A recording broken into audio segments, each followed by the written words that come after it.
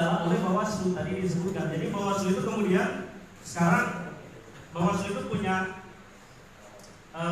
core bisnis bukan bisnis ini ya, bisnis pemilu ya. Bisnis ini artinya urusan kewenangan.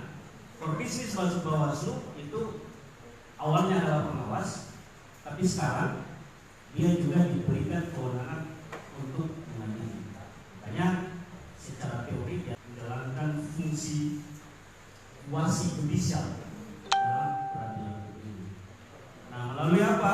Melalui kewenangan untuk menangani yang namanya pelanggaran administrasi pemilu, baik yang non TSM tadi maupun yang TSM. Kalau TSM itu sanksinya itu bisa pembatalan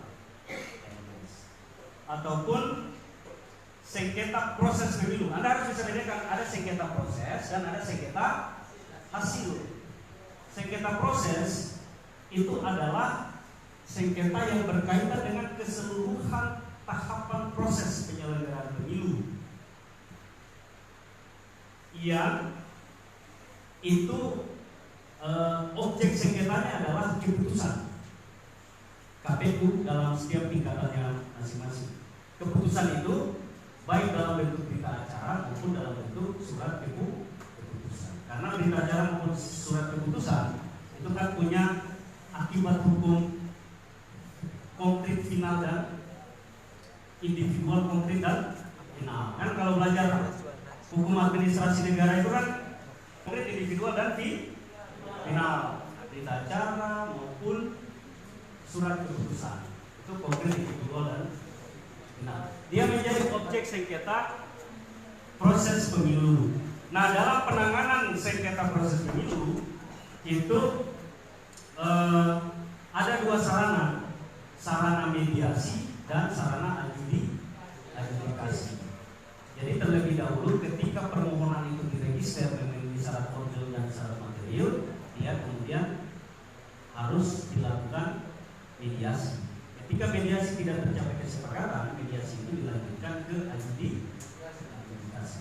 Putusan baik mediasi maupun adjudikasi itu ikrar dan bersifat final, tetap dan mengikat, kecuali tadi yang sudah disebutkan terhadap tiga hal: penetapan partai politik, penetapan DJT, dan penetapan pasangan calon presiden dan wakil presiden.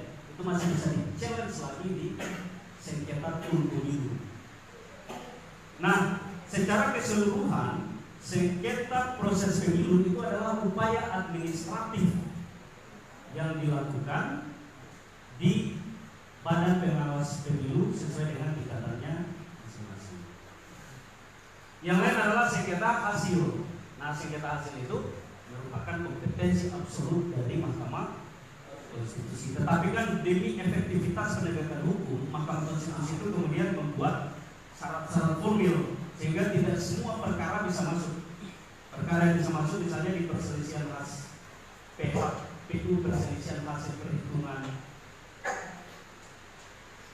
suara di pemilihan kepala daerah, itu dibikin margin itu ya, dibikin margin tertentu sebagai syarat. Itu untuk apa? Untuk efektivitas penegakan. Walaupun debatable di situ, tapi politik hukumnya ya seperti